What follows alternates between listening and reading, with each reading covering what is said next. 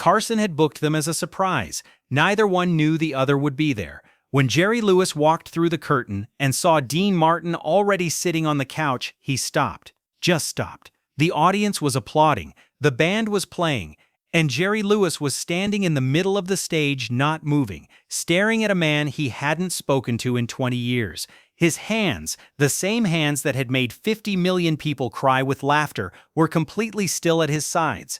Dean Martin looked up, his smile, the one he wore like a second suit, the one that said, "I don't care about anything and I never did," it didn't disappear, but it changed. Something behind it shifted, like a light behind curtains, being slowly dimmed by someone who didn't want anyone outside to notice. Carson watched them both from behind his desk. He had arranged this. He had planned this moment for months, in secret, with producers and careful lies.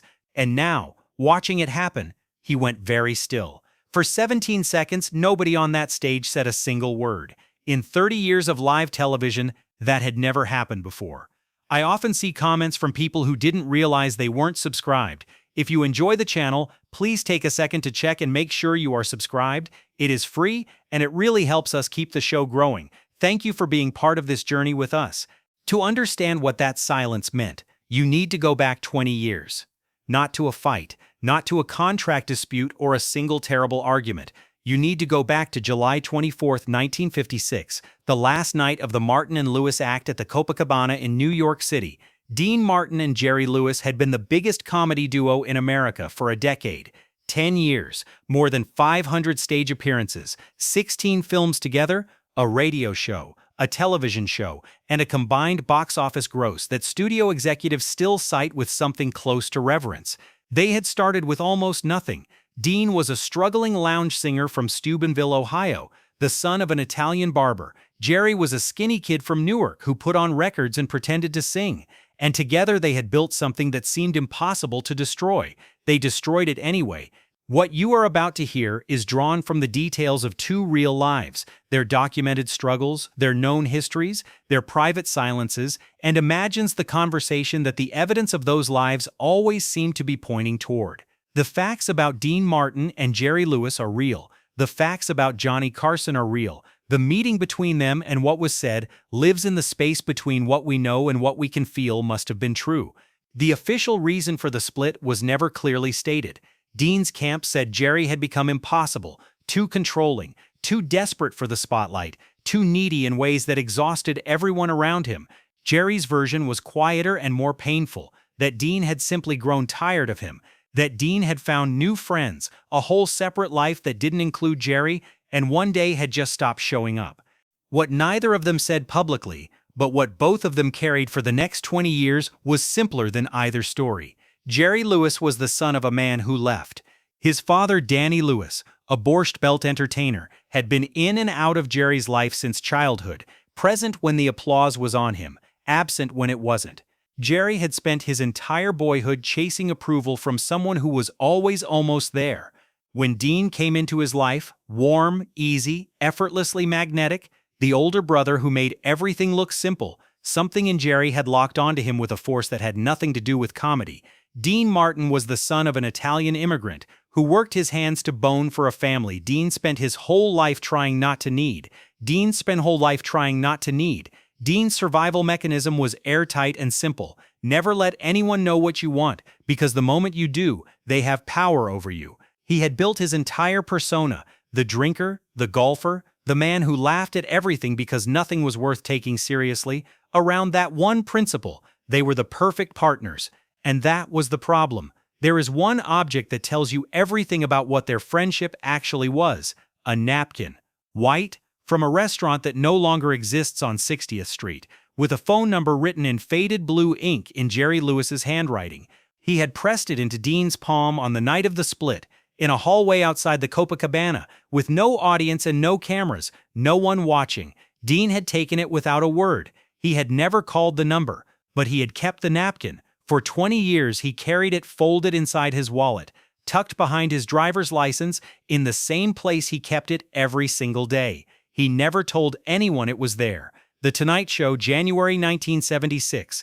By then, Dean Martin and Jerry Lewis had been apart longer than they had ever been together. Dean had rebuilt everything: the Rat Pack, A film career that moved smoothly from comedy to drama and back again. His own television variety show, his own particular legend. The man so cool he made cool look effortless. Jerry had become something stranger and more difficult to categorize. A beloved figure in France, a filmmaker taken seriously in Europe while being dismissed as a clown at home. A man who raised hundreds of millions of dollars for muscular dystrophy while privately struggling with a back injury, too many pills, and a grief he could not name out loud.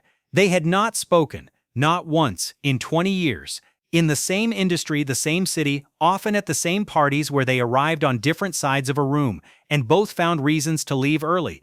Carson had thought about this moment for a long time. The idea had not come from a producer or a network executive.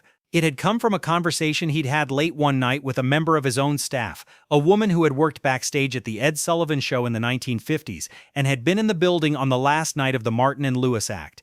The worst part, she had told him, was that they never said goodbye. Not to each other, not to the audience, not to anyone. Dean walked out, and Jerry stood in the hallway and watched him go, and nobody said a word. I've thought about it for 20 years. Carson had thought about it too. He made 2 separate phone calls, Dean's manager first, then Jerry's. He told each of them the same thing. He was planning a special evening honoring the history of American comedy, and he wanted each man to be the centerpiece.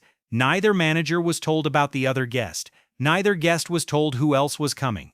On the night of the taping, Carson arrived 2 hours before anyone else. He walked the stage alone, in the quiet before the cameras were warmed, and stood at the curtain where Jerry would enter. He measured the distance with his eyes. 14 feet from that curtain to the couch where Dean would be sitting. 14 feet of air between 20 years of silence. He went to his desk and sat down. One of the stagehands brought him a cup of coffee. He didn't drink it. He sat and looked at the empty couch and said nothing. Dean arrived at 6:15. He was, as always, exactly what the room expected. Loose, easy, a glass of white wine already in hand, trading easy jokes with the floor manager in the kind of low, warm voice that made everyone nearby feel like they were being let in on something. He settled onto the couch the way he always did, like a man who had never been uncomfortable anywhere in his life, and the studio crew laughed at everything he said. Carson came out. They exchanged the usual warmth, a golf story, a bad hand of cards, the easy back and forth of 2 professionals who respected each other. The audience was relaxed. The lights were bright. Then Carson said, very casually, that he had arranged a surprise, a second guest who had been trying to reach Dean for years without any luck. Dean Martin's smile stayed exactly where it was, but his hands moved. His right hand, which had been resting open and relaxed on his knee, slowly closed into a loose fist. He reached for his wine glass and put it down on the table without drinking from it. His eyes moved to the curtain. Carson noticed. The audience didn't. Not yet. The curtain opened. Jerry Lewis walked through it and stopped. The applause from the audience was immediate and enormous. 300 people on their feet, recognizing what they were seeing, understanding the weight of this moment in a way that required no explanation.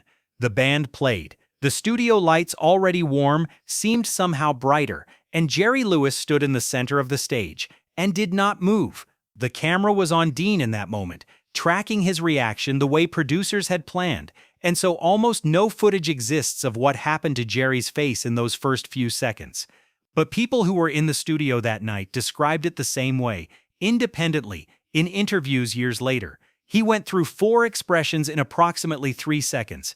The first was shock, genuine, total, unperformed. The second was something older and harder to name, something that looked like the face of a 10-year-old boy standing at a window waiting for headlights that were not going to appear. The third was a kind of grief that came and went so fast you almost doubted you'd seen it. And the fourth, the one that locked into place and held, was the Jerry Lewis smile, the performer's smile, the one that said, "I've got this. I have always got this. Watch." He walked to the couch. He sat down. He said, "Dean." Dean said, "Jer." And the audience, already standing, became something louder than applause. For the first 10 minutes, they were professionals. You have to understand what that means in this context. It means they were funny. Genuinely, effortlessly, almost unbearably funny. The timing was still there. 20 years of silence, and the timing was still there. like a language you believe you have forgotten until someone speaks a single word of it and your mouth opens and answers before your mind has caught up. Dean set up, Jerry knocked down, Jerry went too far. Dean waited, expression unchanged, and the waiting was funnier than any punchline. The audience was in tears and not yet the right kind. Carson laughed, he asked questions, he stayed out of the way and let them run, but he watched. He watched the way Jerry kept glancing at Dean in the half-second when Dean was looking somewhere else, quick, sideways, almost furtive, the look of a man checking to see if something precious is still intact. He watched the way Dean held his body at a very specific angle, always positioned 3 inches further from Jerry than the couch required, always slightly turned, always presenting the side of his face rather than the full front of it. 20 years of silence does not disappear in 10 minutes of jokes. It moves into the room and changes the temperature.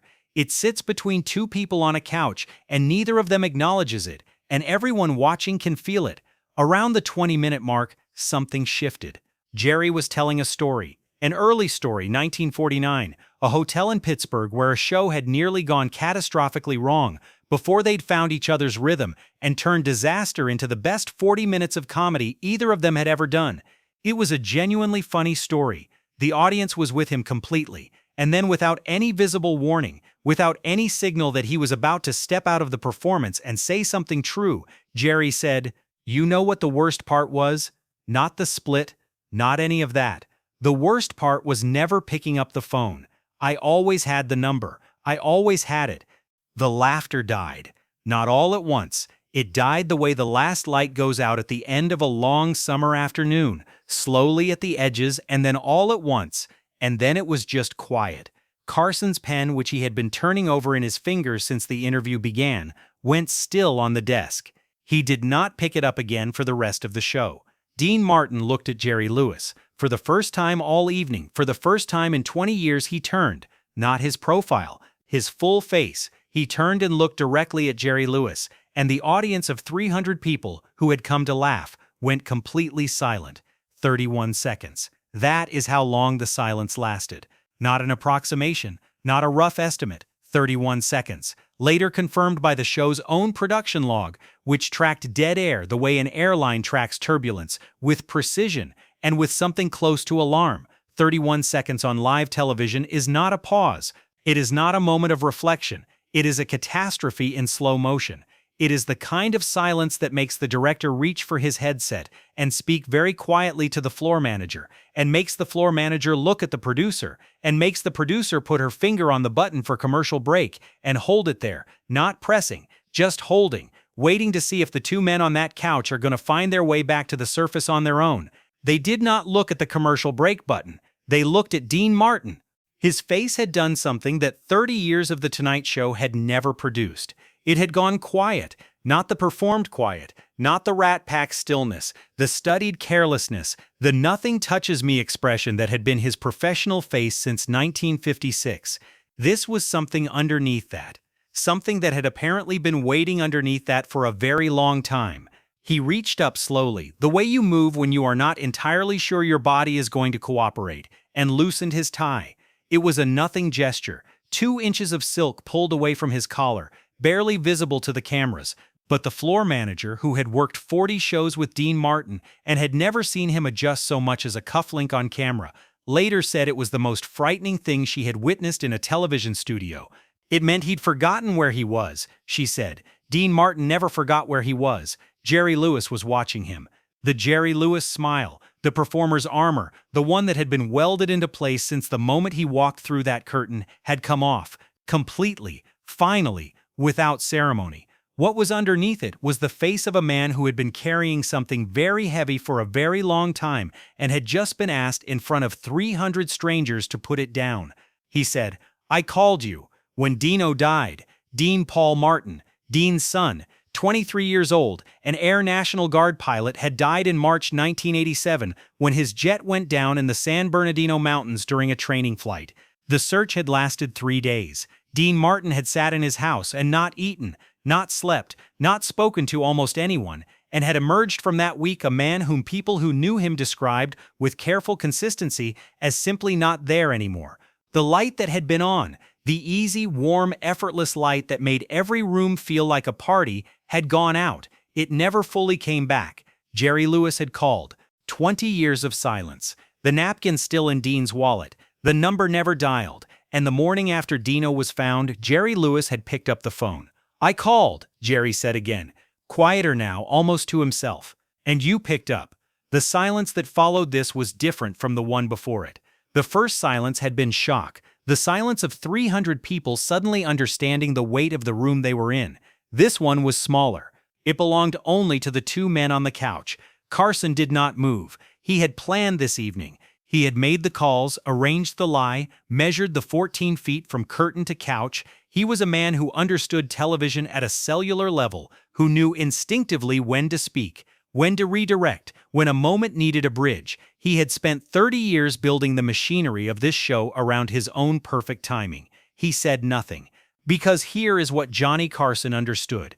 In that moment, more clearly than anything else, some rooms have already been talking for 20 years, and no one new gets to walk in and improve on the conversation. He looked down at the desk. He turned his pen over once. He set it down.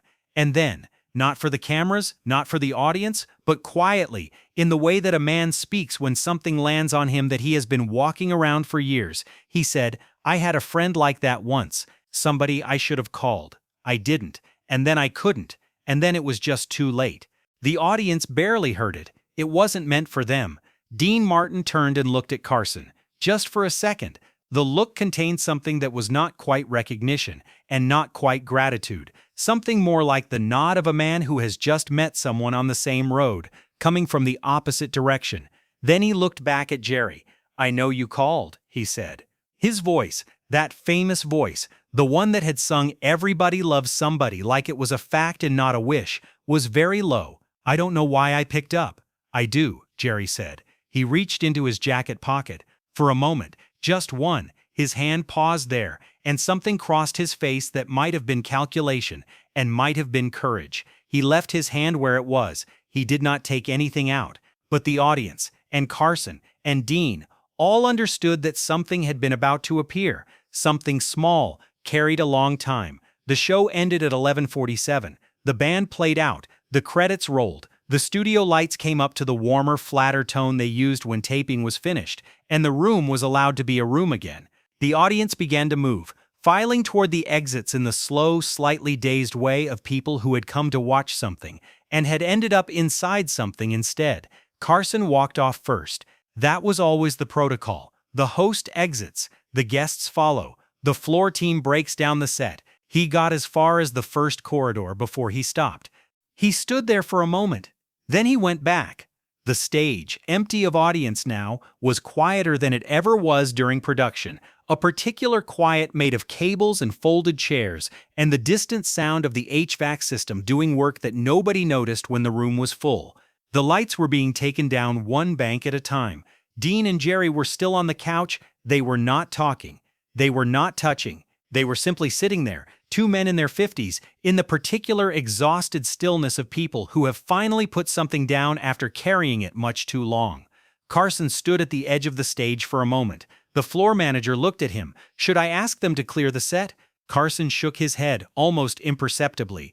He turned to the closest producer and said 4 words, "Give them the room." Then he walked to his office, sat down in the dark, and did not turn on the light for a long time. On the couch after a few minutes, Dean reached into the inside pocket of his jacket. He took out his wallet, brown leather, worn at the corners in the specific way of something carried every day for many years. He opened it. He removed something small and folded, white, the texture of paper that has been folded and unfolded many times in many years until the folds have become fissures. He held it for a moment. He didn't look at Jerry. Then he placed it on the cushion between them. Jerry Lewis looked at it. He looked at it for a long time. When he finally spoke, his voice had the texture of something that had been very close to breaking and had decided, at the last possible moment, not to. "You kept it." Dean Martin picked up his wine glass from the table, the glass that had been sitting untouched since the moment Jerry walked through the curtain, and drank from it. He looked straight ahead at the empty stage. "Yeah," he said, "I kept it." The broadcast aired 3 days later. NBC received more viewer mail for that episode than for any other Tonight Show broadcast in the previous 4 years. Not fan mail, something harder to categorize. Letters from brothers who hadn't spoken in a decade. Letters from fathers and sons. Letters from people who had a number they hadn't called, a name they carried without dialing, a folded piece of paper in a wallet, or a drawer, or the back of a coat they still wore. The switchboard at NBC logged over 4,000 calls in the 48 hours after broadcast. The producers, expecting the usual volume of complaints and compliments, were unprepared for what the calls actually were. People asking, with some urgency, whether they could get the address of someone they had lost touch with. People asking how you find someone after 20 years.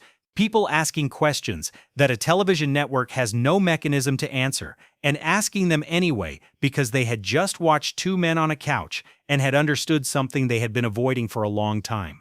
Carson never discussed the episode in interviews. When asked about it directly, he said only, "Sometimes the best thing a host can do is get out of the way." He said it like a man who had learned it the hard way.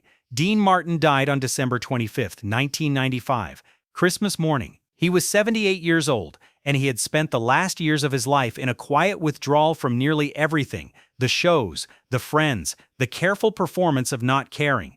People who loved him said he had never recovered from Dino's death, that the man who came back from those 3 days of searching was a different man, and that different man was tired in a way that sleep could not touch. When his personal effects were cataloged, his wallet was among them. Inside it, behind his driver's license, was a folded piece of white paper. The folds worn through to tears, the ink faded to something barely legible, the edges soft with years of being carried and not used. The phone number was still readable. Jerry Lewis outlived him by 22 years. In 2016, a year before his own death, he gave an interview in which he was asked what he wished he had said to Dean Martin. He was quiet for a long time. Then he said, "I never got to tell him that keeping it was enough. That was enough for me." He did not finish the sentence. The interviewer did not ask him to. There is someone right now who still has your number. They have never called it. They have just kept it. Maybe that is its own kind of answer. If this story moved something in you, share it with one person, not for the channel, for the person you thought of while you were watching. You know who it is. And if you want to be here for the next one, subscribe. It is free, and these stories deserve to be heard.